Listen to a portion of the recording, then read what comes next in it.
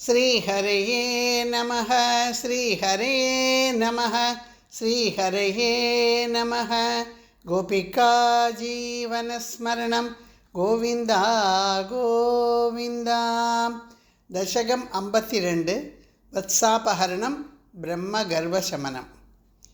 अन्यावतारनिकरेषु अनिरीक्षितं ते भूमातिरेकम् अभिवीक्ष्य तदाघमोक्षे ब्रह्मा परीक्षितुमनः स परोक्षभावं निन्येथ वत्सकगणान् प्रवितत्य मायाम्। वत्सान् अवीक्ष्य विवशे पशुपोत्करे तान् आनेतु काम इव धातृमतानुवर्ती। त्वं सामि भुक्तकबलो गदवांस्तदानीं भुक्तां स्थिरोधित सरोजभवः कुमारान्। वत्सायिदस्तदनु गोपगणायितस्त्वं शिक्यादिभाण्डमुरलीगवलादिरूपः प्राग्वद्विहृत्य विपिनेषु चिराय सायं त्वं माययाथ बहुधा व्रजमाययाथ। त्वामेव शिक्य गवलादिमयं दधानः भूयस्त्वमेव पशुवत्सकबालरूपः।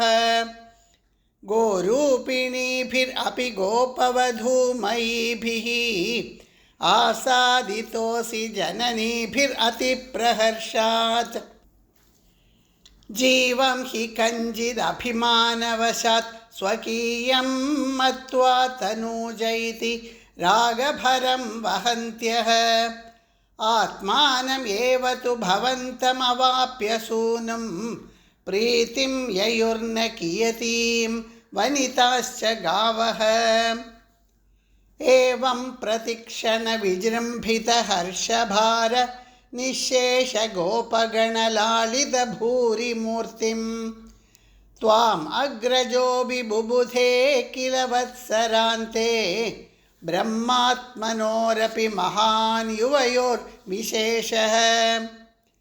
वर्षावधौ नवपुरातनवत्सपालान् दृष्ट्वा विवेकमसृणे द्रुहिणे विमूढे प्रादीदृशप्रतिनवान् मकुडाङ्गदादि भूषांश्चतुर्भुजयुजः सजलाम्बुदाभान्। प्रत्येकमेव कमलापरिलालिताङ्गान् भोगीन्द्रभोगशयनान् नयनाभिरामान्। लीलानिमीलितदृशः सनकादियोगिव्यासेवितान् कमलभूर्भवतो ददर्श। नारायणाकृतिम् असङ्ख्यतमां निरीक्ष्य सर्वत्र सेवकमपि स्वमवेक्ष्य धाता मायानिमग्नहृदयो विमुमोह यावत् एको बभूविथ तदा कबलाद्धपाणिः।